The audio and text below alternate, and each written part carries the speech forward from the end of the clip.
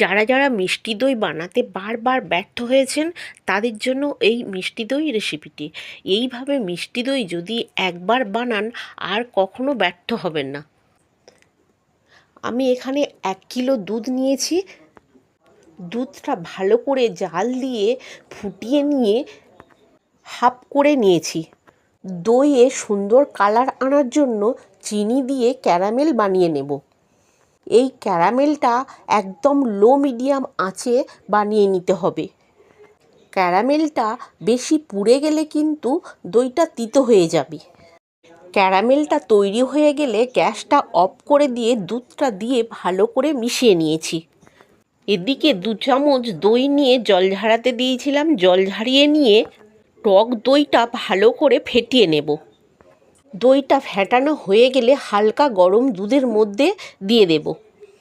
সব কিছু ভালো করে মিশিয়ে নিয়ে পাত্রের মধ্যে ঢেলে ঢাকা দিয়ে গরমের মধ্যে 8 থেকে 10 ঘন্টা রেখে দিলেই দই বসে যাবে। দেখতে পাচ্ছেন দইটা কত সুন্দর বসে গেছে, খেতেও অসাধারণ হয়েছিল।